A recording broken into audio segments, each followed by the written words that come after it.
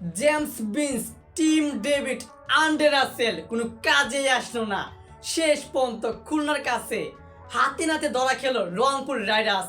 দর্শক, আজকে বিপিএল এর এলিমিনেটেড পর্বে মুখোমুখি হয়েছিল খুলনা টাইগার্সের বিপক্ষে রংপুর রাইডার্স। যে রংপুর রাইডার্স এবারে বিপিএল এ চেয়েছিল তারা এলিমিনেটেড পর্ব জয় করে কোয়ালিফাই খেলে এবং তারা চ্যাম্পিয়ন হবে, যার কারণে তারা বিদেশি ক্রিকেটার এনেছিল তিনজন, যারা কিনা টি-টোয়েন্টিতে স্পেশাল ক্রিকেটার। অস্ট্রেলিয়ার আন্ডে রাসেল, অস্ট্রেলিয়ার টিম ডেভিড এবং ইংল্যান্ডের জেমস বিন, এই তিনজন ক্রিকেটারকে আনা হয়েছিল তারা যাতে কোয়ালিফাই এবং এলিমিনেটেড পর্বটা জিতে যায়। তবে কোনো লাভই হলো না। নামি দামি বিদেশি তারকা মাঠে নামিয়েও রংপুর রাইডার্স শেষ পর্যন্ত মাত্র 85 রানে অল আউট হয়ে গেছে। যেখানে আজকের ম্যাচে টসে জিতে আগে ব্যাটিং করার সিদ্ধান্ত নিয়েছিল রংপুরের অধিনায়ক নুরুল হাসান সোহান, যে কিনা এবারে বিপিএল এর সেরা ক্যাপ্টেন বলা হচ্ছে তাকে। সে আজকে এলিমিনেটেড পর্বে টস জিতে আগে ব্যাটিং করার সিদ্ধান্ত নেয় এবং ব্যাটিং করতে নেমেছিল রংপুরের। আর ওপেনিংয়ে বল না খেলেই আউট হয়েছে সৌম্য সরকার 0 রানে গোল্ডেন ডাক মেরেছে এবং যাকে বিদেশ থেকে উড়িয়ে আনা হয়েছে ইংল্যান্ডের জেমস বিন, সে আজকে 7 বলে 1 রান করেছে। তার প্রথম ম্যাচে 7 বলে 1 রান করেছে এবং সাইফ হাসান করেছে 4 রান, মাহাদি হাসান সে খেলেছে 1 রান। রংপুর রাইডার্সের মাত্র তারা 15 রানেই 5টি উইকেট হারিয়ে ফেলে।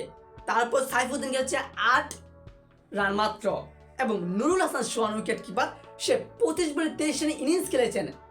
রংপুর রাইডার্স পাওয়ার প্লেতে পুরো 6 ওভার খেলে মাত্র 16 রান সংগ্রহ করেছে এবং উইকেট হারিয়েছে 5টি উইকেট, না 6টি উইকেট হারিয়েছে এই রংপুর রাইডার্স। আর তারা 10 ওভার ব্যাটিং করেছিল, ফুল অর্ধেক ম্যাচ খেলে মাত্র 37 রান সংগ্রহ করেছে, প্রায় 6টি উইকেট হারিয়ে। এখানে কিন্তু ধারণা করা হয়ে গেছে যে এবার রংপুর রাইডার্স হেরে যাবে, এই ম্যাচটা রংপুর রাইডার্সের রান হবেই না।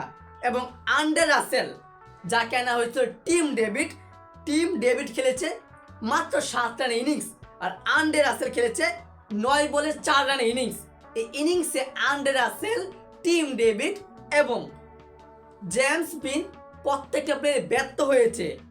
শেষ মুহূর্তে গিয়ে পাকিস্তান তারকা পেসার বলার একজন আকিব জাদেব, সে খেলেছে 18 বলে 32 রানের একটা ইনিংস, যার ইনিংস সুবাদে রংপুর রাইডার্স 50 পেরে করেছে, 50-এর উপরে গিয়ে 85 রানেই অল আউট হয়ে গেল মাত্র 16 ওভার 5 বল খেলেই।